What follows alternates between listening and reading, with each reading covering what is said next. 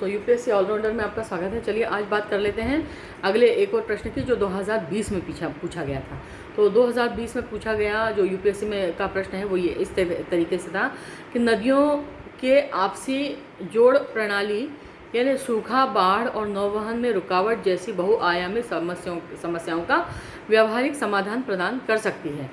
तो इसके ऊपर हमको तुलनात्मक अध्ययन देना था। तो आइए इसको शुरू करते हैं। तो नदियों के आपसी जोड़ प्रणाली का एक आलोचनात्मक परीक्षण अपन कर लेते हैं। इसको किस तरीके से करते हैं। तो नदियों की आपसी जोड़ प्रणाली जो है भारत में लंबे समय से बहस का विषय रही है ना। इस योजना का उद्देश्य देश की विभिन्न नदियों को जोड़ करके जल संसाधनों का संतुलन स्थापित करना है, जिससे सूखा, बाढ़, जल नौवहन से जुड़ी हुई जो समस्याएं हैं उनका समाधान किया जा सकेगा। किंतु इसके व्यवहारिक पक्ष को आलोचना की दृष्टि से समझना आवश्यक है। अब पहले हम लोग इसका सकारात्मक पक्ष समझ लेते हैं। तो सूखा राहत है ना। तो देश में सूखाग्रस्त क्षेत्रों में जल की कमी को दूर करने के लिए यह योजना प्रभावी हो सकती है। जैसे बुंदेलखंड, विदर्भ आदि क्षेत्रों में जल का उपलब्धता कराने के लिए गंगा, यमुना या गोदावरी जैसी जो जल प्रचुर नदियां हैं उनके जल को स्थानांतरित किया जा सकता है। बाढ़ का नियंत्रण किया जा सकता है। तो असम, बिहार, बंगाल जैसे राज्यों में बाढ़ की गंभीर समस्या है। इसे अतिरिक्त जल को अगर सूखा प्रभावित क्षेत्रों में मोड़ देते हैं हम लोग तो बाढ़ की जो तीव्रता है उसको कम किया जा सकता है। फिर नौ परिवहन को भी बढ़ावा इससे मिलता है।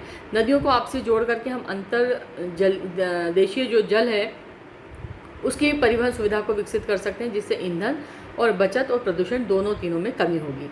अब कृषि और सिंचाई में भी सुधार इसकी वजह से हो सकता है। तो जल की उपलब्धता से कृषि योग्य भूमि का विस्तार और सिंचाई क्षमता में वृद्धि होगी, जिससे उत्पादन में हमारे क्या होगा, बढ़ोतरी होगी। अब नकारात्मक इसका पहलू क्या है तो वो भी समझ लेते हैं। इसकी आलोचना क्या लोग क्यों करते हैं। तो पर्यावरणीय सबसे पहले प्रभाव। तो बड़ी परियोजनाओं में वन की कटाई, जैव विविधता को नुकसान और पारिस्थितिक तंत्र में असंतुलन जैसी समस्याएं सामने आ सकती हैं। विस्थापन और सामाजिक प्रभाव। तो बांधों और नहरों के निर्माण के कारण हजारों लोगों का विस्थापन उनको करना पड़ता है, जिससे सामाजिक आर्थिक तनाव उत्पन्न होता है। ठीक है। तीसरा कारण है आर्थिक लागत। तो एक अत्यंत महंगी परियोजना है ये, जिसकी लागत जो है लाखों करोड़ों रुपए में हो सकती है। यह अर्थव्यवस्था पर हमारे भारी बोझ डाल सकती है। इसके अलावा राज्यों के बीच जल विवाद। तो नदियों को जोड़ने से एक राज्य का लाभ जब दूसरे को हानि पहुंचा सकता है तो इससे आपसी जल विवादों में वृद्धि हो सकती है ना। अब प्राकृतिक बहाव में हस्तक्षेप।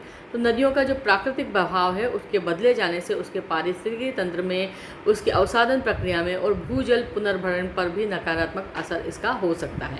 अब निष्कर्ष से निकल सकता है कि नदियों को जोड़ने की प्रणाली निश्चित ही भारत के जल संसाधन को संतुलित करने की दिशा में एक क्रांतिकारी कदम हो सकता है, किंतु इसके सामाजिक, पर्यावरणीय और आर्थिक प्रभावों को भी नज़रअंदाज नहीं किया जा सकता है ना।